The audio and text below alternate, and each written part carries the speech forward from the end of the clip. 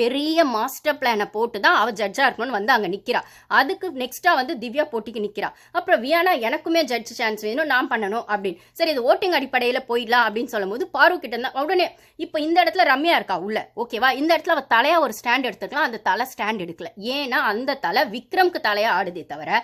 அப்போ அந்த இடத்துல அவன் என்ன பண்றான் விக்ரம்னா, இவங்க சேர்ந்து ஒரு வழியா வியானாவை செலக்ட் பண்ணி எடுத்துடுறாங்க லேடிஸ் டீம். அப்போ வியானான்னு சொல்லி அந்த சைடில் ஆப்போசிட் சைடில் பாய்ஸ் டீம் கிட்ட சொல்லும் போது அவன் விக்ரம் ஒத்துக்க மாட்டான். விக்ரம்ல யாருமே ஒத்துக்க மாட்டான். அந்த அமித்லாம் இருக்கான்ல, அம்மிக்கல்லாம், அந்த அம்மிக்கல், இந்த வக்ர விக்ரம், அதுக்கப்புறம் வந்துட்டு அவன் இன்னொருத்தன் இருக்கானே அந்த கானா குட்டி, இவனுங்களுக்குலாம் வந்துட்டு அரோரா தான் வரணுமா, வியானா வரக்கூடாதான். ஏன்னா விக்ரம்க்கு வியானா மேலே ஆல்ரெடி வந்துருச்சு விஷயம். அவள் நாமினேஷன்லையும் வரல, அவள் போன வாரம் பெஸ்ட் பர்ஃபார்மர்லேயும் வந்துடுறா அப்படின்லாம் சொல்லும் போது சுபிக்ஷா மாதிரி இவ வந்து மண்டையாட்டில் வியானா அவள் கேம் அப்பார்ட் ஃப்ரம் அந்த எஃப்ஜே விஷயங்கள் தவிர அவள் கேம் அவள் ஆட ஆரம்பிச்சிட்டா அப்படின்றதுல விக்ரம் பொறுக்க முடியல. அப்போ அரோரா வந்து வரணும் அப்படிங்கறதுல இவனுங்க யோசிக்கிறானுங்க. ஆனா அந்த டைம்ல லேடிஸ் சைட்ல எடுத்தாங்கல்ல வியானா, அப்போ அவங்க அதுல எவ்வளவு ஸ்ட்ராங்கா இருக்கணும். அப்போ அவ விட்ட அந்த வார்த்தையை வந்து இந்த அரோரா பெருசாக்கிடுது, திவ்யாவும் பெருசாக்கிடுது. அது எப்படி வந்துட்டு நீ சொல்லுவ? அப்போ இருக்கணும்னா ஜட்ஜா இருக்கணும்னா அந்த ஒரு தகுதி உனக்கு இல்லை, அந்த வார்த்தையை விட்டுட்டு ஒரே உங்க சைடுக்கு பேசுவேன் அப்படின்றது அப்படின்னு. அதுக்கப்புறம் பாருலாம் வந்து இல்ல, அது அப்படி இல்லை, ரெண்டு சைடுமே பார்க்கணுன்றது உண்மைதான், ஆனா எங்க சைடுக்கான ஸ்டாண்ட் அப்படின்ற மாதிரி ஒன்று மாதிரி பேச ட்ரை பண்றாங்க பாருவோம். மற்றவங்களும் சேர்ந்துதான் வியானான்னு சொல்லிடுறாங்க.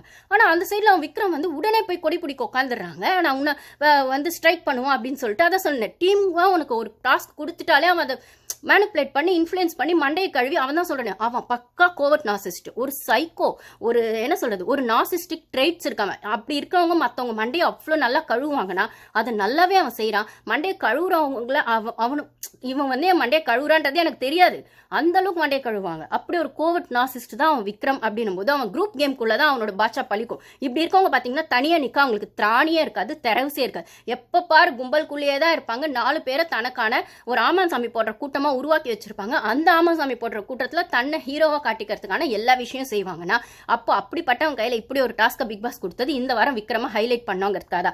இந்த மக்கு லேடிஸ் கூட்டம் இருக்குல்ல, இதுங்க எப்ப பாரு முட்டி மோதிக்கிட்டே இருக்கும். இந்த கனிக்கு பார்வை பார்த்தா ஆகாது. அப்புறம் அரோரா பாருக்கு ஆல்ரெடி பிரச்சனை இருக்கு, திவ்யாக்கும் வியானாக்கும் ஆல்ரெடி ஒரு பிரச்சனை இருக்கு. ஸோ இந்த கிளாஷ்க்கு நடுவில் இது போன சீசன்ல பாய்ஸ் வெஸ் கேர்ள்ஸ் வரும்போது இருக்குமே, பாய்ஸ் ஒன்னாவே சேர்ந்து கும்மால் அடிப்பானுங்க, ஜால்ரா போடுவானுங்க. கேர்ள்ஸ்லாம் தனித்தனியாக கேம் ஆனோன்றதுல அவங்களோட கோஆர்டினேஷன் இருக்காதுன்னா இது எக்ஸாக்டா இப்போ அதுதான் நடந்துச்சுன்னும் போது வியானாவை சொன்ன உடனே அவன் விக்ரம் வந்து நாங்க ஒத்துக்க மாட்டோம், இப்படி ஒரு சொன்ன இந்த ஜட்ஜை வந்து நாங்க ஒத்துக்க மாட்டோம். அது எப்படி அவங்க நியாயமா இருப்பாங்கன்னா, கமருதீன் மட்டும் நியாயமா இருப்பானா? நீங்களும் அதே பிளேவை தான் பண்ணுவீங்க, ஆனா நீங்க சொல்லாம பண்ணுவீங்க. அந்த பொண்ணு அதை சொல்லிட்டதுனாலே தப்பா தெரிஞ்சுட்டா அப்படின்னு சொல்லும்போது எங்களுக்கு வியானா வேணாம், நாங்க வந்து ஸ்ட்ரைக் பண்ணுவோம், இது பண்ண மாட்டோம்னா அந்த இடத்துல தலை வெண்ண என்ன பண்ணுது ரம்யா, நீங்க என்ன ஒத்துக்க மாட்டேன்னு சொல்றது நாங்க டிசைட் பண்ணி சொல்றோம். இந்த இடத்துல நான் தலையா ஸ்டாண்ட் எடுக்கிறேன். எங்க கேர்ள்ஸ் டீமுக்கு வியானா நான் ஸ்ட்ராங்கா ஸ்டாண்ட் எடுத்துக்கணும். அந்த ரம்யா வாய் தோற்கல. போன வாரம் எஃப்ஜேக்கு என்ன சொன்னாரு, ஒரு பிரச்சனைன்னு வரும்போது அந்த இடத்துல தலை போலானும் போது ஒரு டாஸ்க் பாதிக்கப்படாம இருக்கணும்னா அப்போ வந்து நீங்க ஒரு விஷயம் ஸ்டாண்ட் எடுக்கலாம்னு போது இந்த இடத்துல கேர்ள்ஸ் டீமுக்கான விஷயத்துக்காகவும் ரம்யா ஸ்டாண்ட் எடுத்துக்கலாம், அந்த வீட்டு தலையாவும் ஒரு ஸ்டாண்ட் எடுத்துருக்கலாம் போது ரம்யா வாய் தோற்கல. கடைசியில் அவனுங்க நினைச்சதான் சாதிச்சானுங்க. அரோரா தான் வந்தா. அப்போ அரோரா என்ன பண்ணுவா, பாய்ஸ் டீமுக்கு ஆமன் சாமி போடுவா. அரோரா கேரளா ஆமன் சாமி போடுவாங்க, பாய்ஸ் டீம்லாம் போடுவாங்க. அப்போ மொத்தம் அந்த வீட்டில் அதான் ஆண்கள் ஜாக்கிரதைன்னு ஏற்கனவே ஒரு வீடியோ போட்டேன். இதுக்கு மேல கேவலமா என்னால பேச முடியல.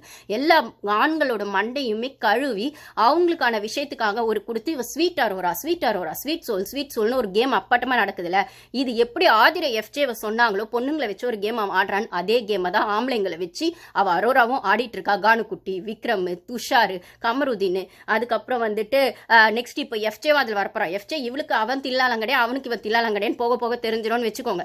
சோ இது அந்த அமித் அவனும் இப்ப அரோரா ஆமான் சாமி போட ஆரம்பிச்சிட்டான். எங்க திவ்யா வசந்தி மேம் விஷயங்கள் லெட்டர் வந்தோடனே பொண்டாட்டி வந்து இதை பார்த்தா தப்பா புரிஞ்சுக்குவா, தப்பா போயிடும், எனக்கு பர்சனல் இருக்கு, லைஃப் இருக்குன்னு சொன்னவன் அரோரா ஜால்ரா போட மாட்டான், அவன் பொண்டாட்டி சந்தோஷப்படுவா போல இருக்கு.